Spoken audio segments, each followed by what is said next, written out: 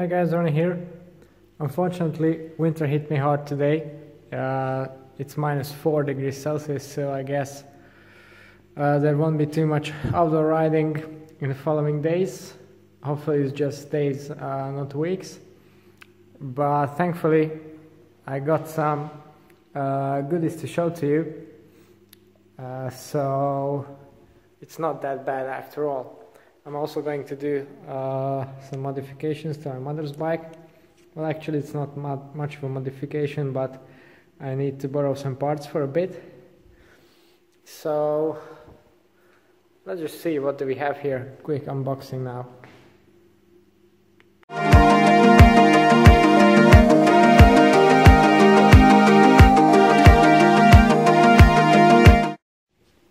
Okay, so what do we have here? First, perhaps the largest item is a Zipp SL70 carbon aero handlebar. This is for one of my customers. This has been unchanged for a couple of seasons, but it has a new matte finish to go with contemporary bikes and looks super cool, to be honest. Comes in this nice little bag. So this is one item. Then I've got some regular consumables, keychains, e-bike chainring. This one actually fits the Bosch center-mounted motors. And first I thought it's only for the EX1 8-speed chain, but actually it fits 11 and 10-speed chains as well, and has a narrow wide ring, and it's made of super hard steel, so should last a lot longer than the standard Bosch unit. Plus it has some extra chain security. So this goes again on one of my custom bikes. Then some chain rings for upcoming bike builds. Well, these in fact, yes, so this is a compact set, and this one is a 54 1x ring that I'm planning to try on the Madone for some flatter races. These are the chain rings and chains cover. Then we also have here 3 pieces of this force level 1132 wide range cassette. So 2 of these are going to go on my cyclocross wheels, because I have used an 1136 at first, but the problem with that is it's good for general riding and training, riding around on trails, but for racing, if you are in the 1136, you're better off running, so you don't need that much of a gear range. So I swapped my red 22 cassettes for that. But to be honest, I don't really want to wear those out in those muddy conditions, so I'm going to downgrade to these force cassettes. You might say that, well, these are going to damage the free hub a lot more than a red cassette, because that's one piece. Well, that's true, but you don't do too much mileage. Well, definitely I don't do too much mileage on a cyclocross bike, so it's not going to be that much of an issue. And then one of them goes to my mother's bike because it's missing a cassette. Then perhaps the most interesting bit of these items. Recently my Sram distributor announced that it's going to also sell, never mind. It's going to sell Pirelli Velo tires.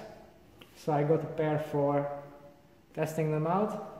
This is a standard P-Zero Velo, 25mm, and since my courses on the MV4.5s are going, they're staying for winter, I want to wear them out completely. They are starting to get a bit worn, and then I'm going to replace those with the Pirellis.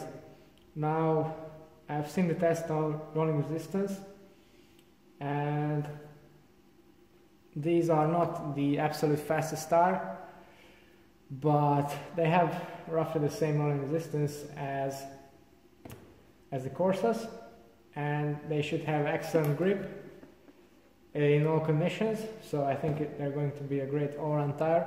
The reason I'm putting them on the 4.5s is because they're not tubeless ready, which I think is a bit of a missed opportunity nowadays. So it's a standard clincher, and it's going together with latex tubes on my NV 4.5s later on.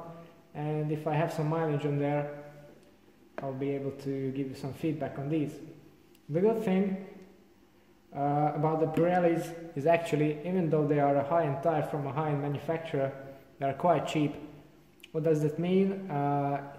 In my pricing there are, and where I live, there are around let's say 25% cheaper than the equivalent Vittoria, Michelin, Continental, whatever. So good price, and should be a good tire as well.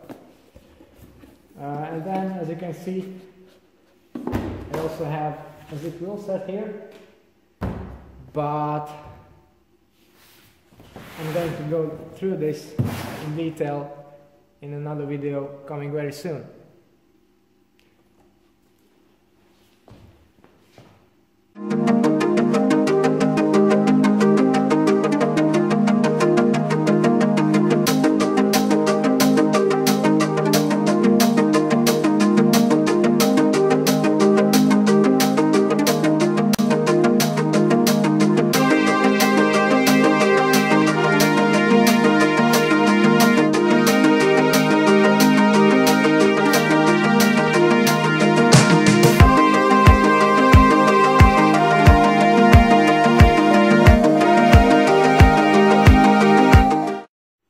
Okay, the cassettes are now changed, everything works perfectly, and all I need to do now is to take care of the wheels, set them up and clean up this mess. Another thing I wanted to show you that I got here are these new Vittoria cyclocross tires. Now, I don't have a mud tire currently that works with my Zipp wheels, or at least I didn't have them until now. And finally, the Vittorias are available at my local distributor, so I decided to give them a go. Again, I was surprised that they are much cheaper than the Clements and the Schwalbes that I have run previously. And they have basically three types of pattern for every condition you can imagine. So I didn't order the dry ones. I think I won't be needing those anytime soon, maybe for summer riding. So this is the mixed terrain version, and it has quite a strange and very geometrically oriented shape of the tread blocks.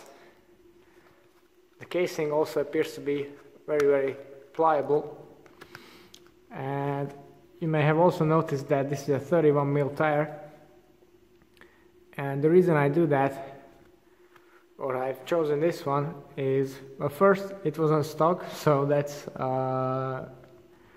good if it's available, but my Zipps have a very wide internal rim width, so if you put 33 tires on there, well, the Schwalbes were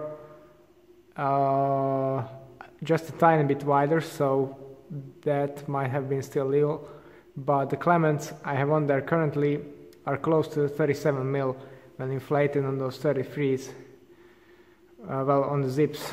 So I just wanted to be a bit on the safe side, so this is a 31 and it should be legal even on those wide rims. This is the apparent downside of clinchers. You're not really sure what you're getting, whereas with tubulars, if you inflate them to the correct pressure, they're going to be the correct width. So this is a 31 Terreno mix, tubeless ready, and I also have, more importantly, the Terreno wet, which I think I'm going to use most of the time at this part of the season. So yeah, this is 33, that they didn't have this in 31, so we'll see how these measure up. The tread pattern is a lot different, and it has a kind of a V-shaped pattern in there, so kind of a pedal design, quite similar to what we see on motorcycle tires, so I'm really eager to give these a go. Now the Clements, the MXPs, are a very good tire for intermediate conditions. I really like them. They even hold on to the rims, but in muddy conditions last weekend they weren't ideal, so I really need a set of these. So I'll show you how these mount up and how they perform in another video in more detail, of course. Okay, so these are some new items that I got for testing, reviewing, and I hope to bring some new information about these products to you very soon. If you want to see more about the products that I already use, my bike builds for cyclocross, road and time trial, or some technical or maintenance tips, then don't forget to tune into my channel and subscribe. It's all for today. Thanks for watching and see you next time.